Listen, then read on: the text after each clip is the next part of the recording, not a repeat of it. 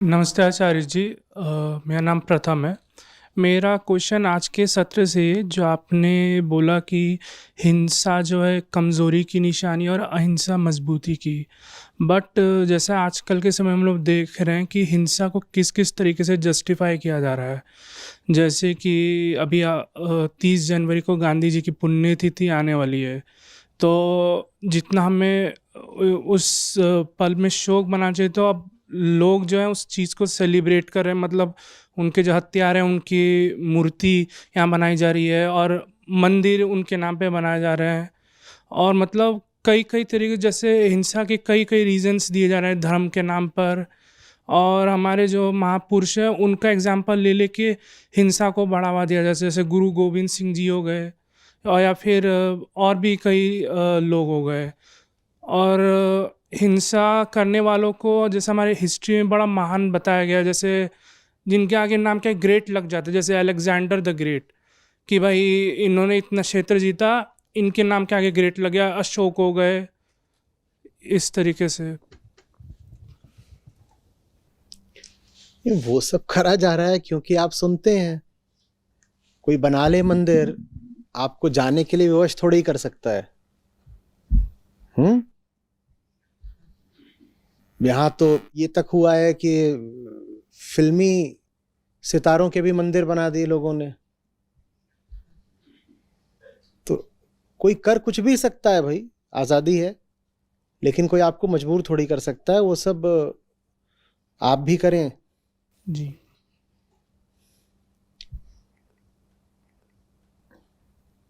लोग तो कृष्ण को भी हिंसक बोलते हैं ना, कहते हैं भारी हिंसा करवाई थी वो। हिंसा का जब अर्थ नहीं समझा जाता तो यही सब कुछ होता है। उनके देखे कृष्ण हिंसक हैं, गुरु गोविंद सिंह हिंसक हैं, और ये सब आप बोलोगे ही जब आप जानते ही नहीं कि हिंसा माने क्या। जब आप देह भाव में बहुत जीते हो ना, तो आपके लिए हिंसा का यही मतलब होता है कि दूसरे की देह पर वार कर दिया, या किसी ने आपकी देह पर वार कर दिया तो आप बोल देते हो हिंसा हो गई। ठीक है? ये क्यों? क्योंकि जैसे जानवर होता है शरीर मात्र, देह भाव में लगातार जीता हुआ, वैसे ही हम होते हैं। देह ही तो हूं मैं देह हूं। तो मेरी देह पे आके कोई कुछ कर गया, वो तो हिंसा कर दी, हिंसा कर दी। जो मैं हूं उसकी वास्तविक हानि का नाम हिंसा है। पशु के विरुद्ध हिंसा निश्चित रूप से यह है कि आप उसकी देह को सताएं या आप पशु का वध करें, तो यह पशु के खिलाफ हिंसा है। हिंसा शब्द प्रचलन में भी यहीं से आया था। हिंसा शब्द की शुरुआत ही बस समझिए बुद्ध महावीर के समय से थोड़ा पहले की है, और तब हिंसा का अर्थ ही यही होता था, पशुवध। और इसीलिए महात्मा बुद्ध और भगवान महावीर दोनों के जो धर्म थे वो अहिंसा पर आधारित थे। जहां तक पशु की बात है, हिंसा का एक ही अर्थ होता है, आप उसके शरीर को कष्ट दे दें, क्योंकि पशु है ही क्या? शरीर। पर जब मनुष्यों की बात आती है तो वहां हिंसा का बिल्कुल दूसरा अर्थ होता है, क्योंकि मनुष्य शरीर मात्र नहीं है, और कोई मनुष्य शरीर मात्र हो तो वो जानवर ही हो गया। हमारे लिए हिंसा का अर्थ होता है दूसरे की मुक्ति की संभावना को रोकना, यह हिंसा है। और अपनी ही जिंदगी ऐसे जियो कि अपने ही बंधनों को पुख्ता करे जा रहे हो और कभी आजाद नहीं हो पाओगे, तो यह स्वयं के प्रति हिंसा है। यह होती है हिंसा। पशु के लिए शरीर से ऊपर कुछ नहीं होता, ठीक?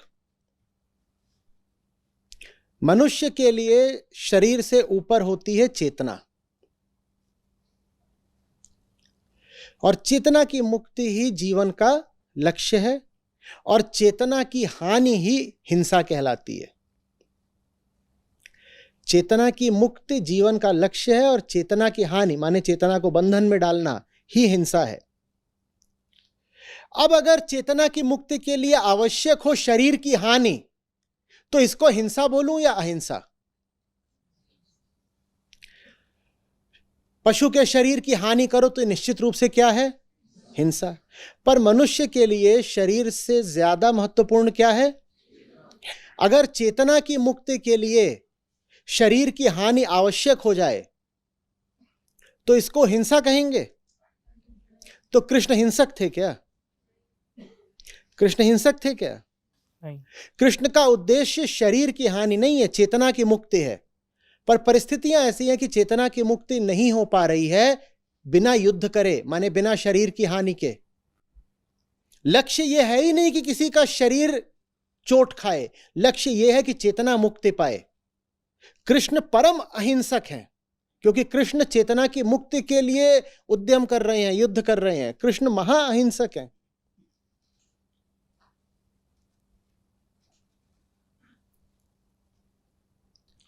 समझ में आ रही है बात? ये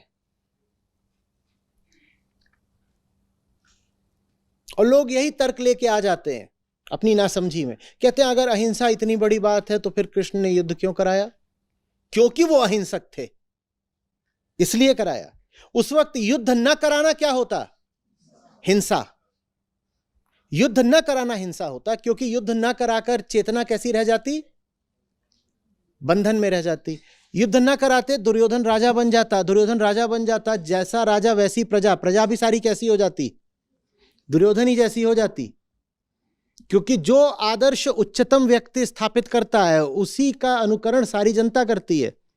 अगर जो सबसे ऊपर बैठा है दिख रहा है कि यही धूर्त है और नालायकी से और तमाम तरीके के फर्जीवाड़े से ये सबसे ऊपर की कुर्सी तक पहुंच गया है, तो प्रजा को लगेगा यही तो फिर तरीका है सफलता का।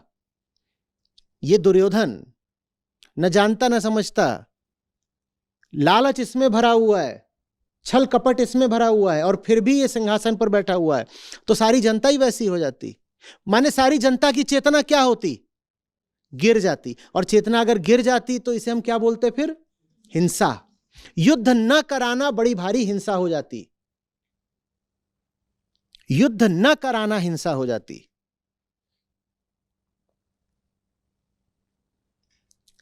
आ रही बात समझ में? तो हमें पशु हिंसा रोकनी है। जब हम ऐसा कहें तो उससे क्या आशय है? पशुओं के शरीर को चोट मत पहुंचाना, न तो यह करना कि तुमने उनके बाल नोच लिए, फर निकाल लिया, ऊन ले लिया उनका, दूध ले लिया उनका, मांस ले लिया, चमड़ा ले लिया। ये सब शरीर से संबंधित है ना। पशु से आप जो भी लेते हो पशु के शरीर से संबंधित होता है। आप पशु से और क्या लेते हो बताओ? श्रम लेते हो, वो भी पशु के शरीर से लेते हो। घोड़ा है, बैल है, श्रम ले रहे हो, वो भी शरीर का है। उसके बाल ले रहे हो, उसका दूध ले रहे हो, वो भी शरीर का है। तो पशु हिंसा जब भी हम कहेंगे तो उससे आशय होगा पशु के शरीर को हानि मत करो। लेकिन जब हम कहेंगे मनुष्य के प्रति हिंसा मत करो तो अर्थ बिल्कुल दूसरा होगा भाई। शरीर वाला अर्थ नहीं होगा, क्योंकि पशु शरीर है, हम शरीर नहीं है। जब कहा जाएगा कि मनुष्य के प्रति हिंसा मत करो तो आशय होगा मनुष्य की चेतना को सीमाओं में मत बांधो। अगर कोई भी ताकत आपकी सीमा को, आपकी चेतना को सीमा में बांध रही है तो वो आपके साथ हिंसा कर रही है। चाहे वो ताकत आपके अपने घर की हो, चाहे आपके अपने ही विचार की क्यों ना हो, चाहे समाज की हो, चाहे सत्ता की हो। जो भी कोई आपको मानसिक बेड़ियों में जकड़ रहा है वो हिंसा कर रहा है आपके साथ। और इसीलिए फिर मनुष्यों ने बड़े बड़े उदाहरण हमारे सामने निर्धारित करे। उन्होंने कहा मन की सीमाओं को काटने के लिए अगर शरीर की कुर्बानी देनी पड़े तो दे दो। कोई पशु कभी ऐसा करता दिखा है? किसी पशु ने यह कहा है कि गुलामी से बचने के लिए अगर मुझे अपना बलिदान देना पड़े तो दूंगा? किसी पशु को शहीद बोलते हो? नहीं। पर मनुष्यों ने यह करा है। मनुष्यों ने चेतना को शरीर से ऊपर रखा है।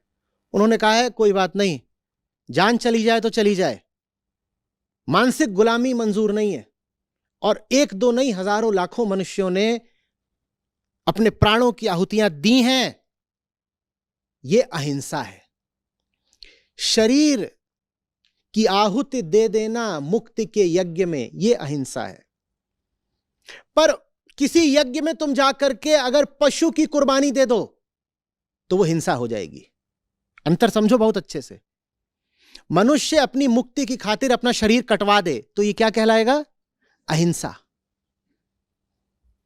तो इसमें आपको गुरु तेग बहादुर साहब याद आए होंगे, जहां पर अपनी मुक्ति की खातिर उन्होंने स्वीकार किया शरीर का कटना। लेकिन आप पशु के शरीर को काट दोगे तो यह क्या होगी? यह हिंसा होगी। अंतर अच्छे समझिए।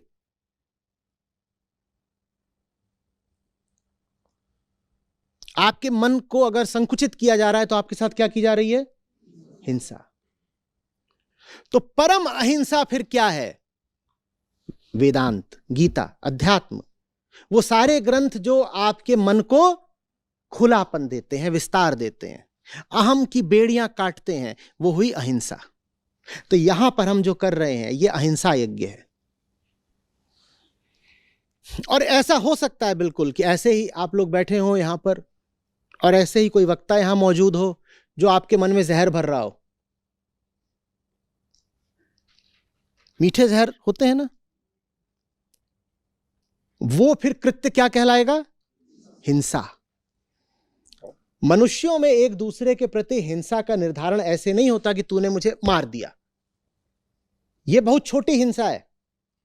मनुष्यों में एक दूसरे के प्रति हिंसा का निर्धारण ऐसे होता है कि कहीं तूने मेरा मन कुंठित तो नहीं कर दिया, कहीं तूने मेरा मन विषाक्त तो नहीं कर दिया, कहीं तूने गलत किस्म के सिद्धांत, विभाजक सिद्धांत तो मेरे मन में आरोपित नहीं कर दिए। यह हिंसा होती है। हिंसा की परिभाषा समझ में आ रही है?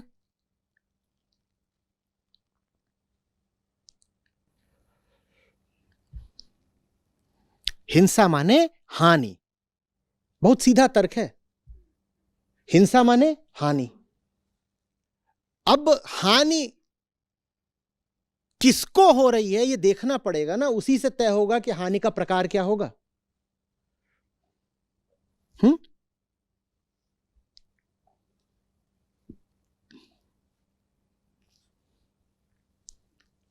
किसी को डायबिटीज है, उसको गुड़ दे दो, ये क्या हो गई? हिंसा। क्योंकि तुमने क्या कर दी? उसकी हानि। भाई मक्खी को गुड़ दे दो तो ये हिंसा हुई क्या? मक्खी को गुड़ दिया तो हिंसा नहीं हुई। तो अगर हिंसा माने हानि होता है तो हम कौन हैं यह तय करेगा कि हमारे लिए हिंसा की परिभाषा क्या होगी। पशु शरीर है तो शरीर की हानि हिंसा कहलाएगी। पशु शरीर है तो शरीर की हानि हिंसा कहलाएगी। मनुष्य चेतना है तो चेतना की हानि हिंसा कहलाएगी। हिंसा माने हानि। पर हानि उसी तल पर देखनी पड़ेगी जिस तल पर आपका अस्तित्व है।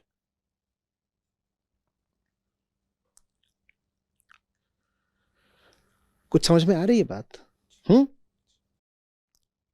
ज्ञानी से कुछ रकम छीन लो, पता नहीं हिंसा हुई कि नहीं हुई, पर ज्ञानी से उसका ज्ञान छीन लो, भारी हिंसा हो गई, क्योंकि वो ज्ञानी है। और हिंसा माने हानि। उसकी पहचान ही क्या है? उसकी पहचान है ज्ञान। वो सतोगुणी है, तो उसके प्रति फिर हिंसा ये नहीं होगी कोई आकर के उसकी पीठ पर डंडा मार गया। ये हिंसा है ही नहीं, या बहुत छोटी हिंसा है। बड़ी हिंसा ये है कि तुमने उसका ज्ञान छीन लिया उससे। यही जानवर है, जानवर पे तो कोई ज्ञान होता नहीं, तो जानवर के लिए हिंसा यही है कि तुमने डंडा मार दिया जानवर को। मत मारो डंडा। और ज्ञानी वो अपने ज्ञान की खातिर 100 डंडे खाने को तैयार हो जाएगा। वो कहेगा 100 डंडे खाना छोटी हिंसा हुई, पर ज्ञान गंवाना बड़ी हिंसा हो गई। तो भूलिएगा नहीं, हिंसा माने हानि। और हानि इस बात पर निर्भर करती है कि आप हो कौन। इसलिए वेदांत आवश्यक है। वो बार बार आपको इसी प्रश्न पर ले जाता है, आप हो कौन? आप मनुष्य हो, मनुष्य की पहचान चेतना है, तो मनुष्य के लिए हिंसा का अर्थ है चेतना की हानि। अब बताओ, श्री कृष्ण हिंसक है? गीता देकर के उन्होंने आपकी चेतना की हानि करी है? या पूरी मानवता पर उपकार करा है। तो ये कौन नासमझ लोग हैं जो कहते हैं कि अरे श्री कृष्ण ने भी तो हिंसा करी थी तो हम भी हिंसा करेंगे।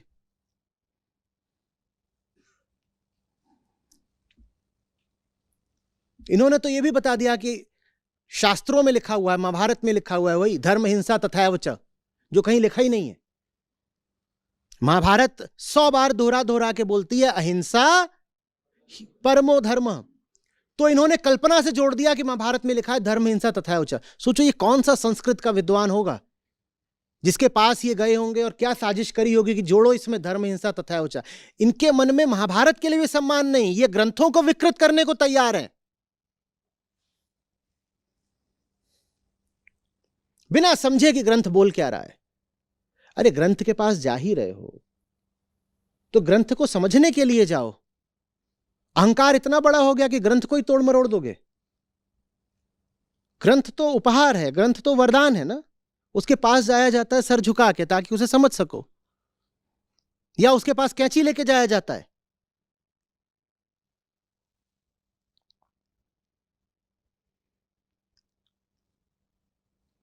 कबीर साहब कहते हैं ना, हाथ सुमरनी पेट कतरनी और पढ़त भागवत गीता। व्यंग करते हैं, कहते हैं हाथ में तो सुमरनी ले रखी है सुमिरन के लिए, क्या माला, और पेट में क्या रखी हुई है कतरनी कैंची, और ये बताते हैं कि ये गीता पढ़ते हैं।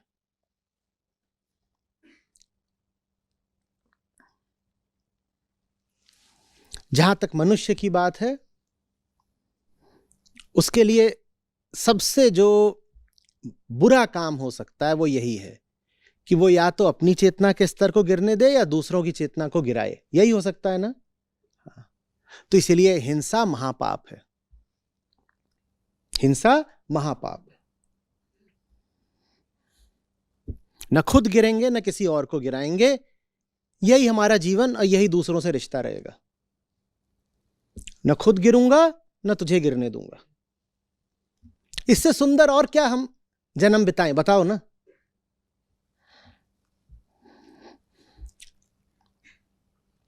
यही अहिंसा है, न खुद गिरूंगा न तुझे गिरने दूंगा, क्योंकि गिरना ही हानि है और हिंसा माने हानि। मैं गिरा मेरी हानि, तू गिरा तेरी हानि। न खुद गिरूंगा न तेरी हानि होने दूंगा।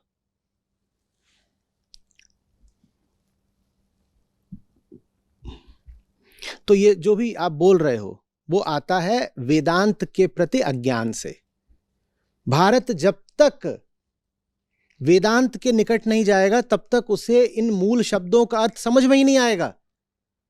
अहिंसा को लेकर के इतना जो विवाद है और मारामारी है वो इसीलिए क्योंकि हमें अहिंसा शब्द का मतलब ही नहीं पता है। नासमझी में हो रही है सारी बहस, ये जानते ही नहीं अहिंसा माने है क्या। कुछ को कुछ समझ करके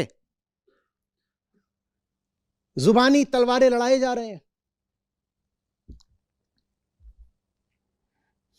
स्पष्ट हो रहा है।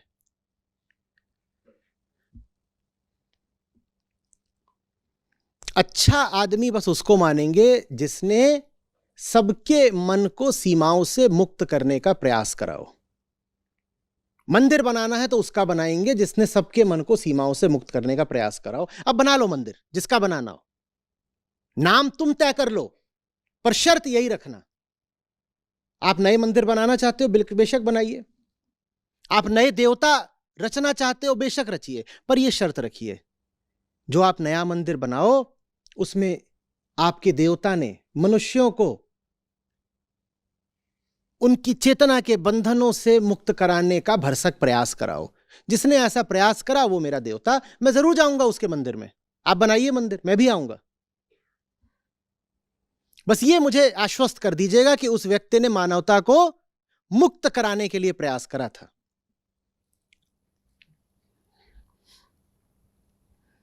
कुछ इसमें उलझ रहा है, कोई जटिलता है, कोई समस्या है, हाँ, तो आप मत उलझिएगा। वेदांत का यही लाभ होता है, सब चीजें होती ही हैं बहुत सरल सहज सीधी, हम व्यर्थ ही उनको उलझाए उलझाए फिरते हैं। कोई जरूरत नहीं है, सीधी बात को सीधा रखो। स्पष्ट हुआ?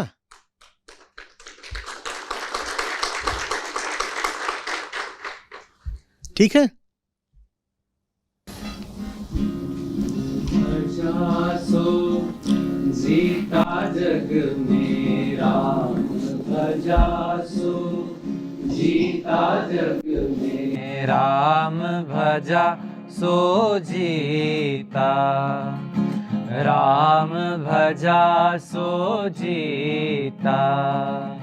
हाथ सुमरनी पेट कतरनी, हाथ सुमरनी पेट कतरनी, पढ़त भगवत गीता, पढ़त भगवत गीता।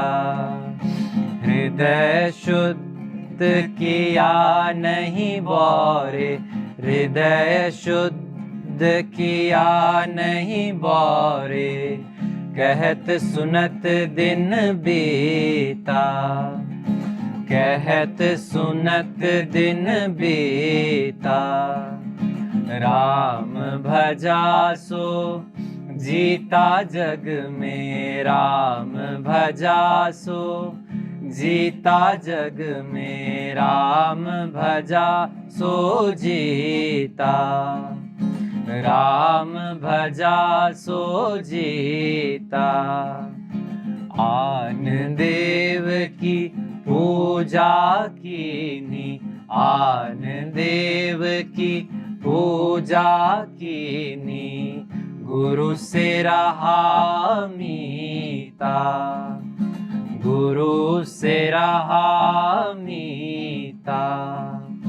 धन यौवन सब यहीं रहेगा, धन यौवन सब यहीं रहेगा, अंत समय चल रीता, अंत समय चल रीता। राम भजा सो जीता जग में, राम भजा सो जीता जग में, राम भजा सो जीता, राम भजा सो जीता। बावरिया ने भावर डारी, बावरिया ने भावर डारी, मोह डाल सब कीता, मोह डाल सब कीता। कहे कबीर काल धर खई है, कहे कबीर काल धर खई है, जैसे मृग को चीता, जैसे मृग को चीता। राम भजा सो जीता जग में, राम भजा सो जीता जग में, राम भजा सो जीता, राम भजा सो जीता, राम भजा सो जीता।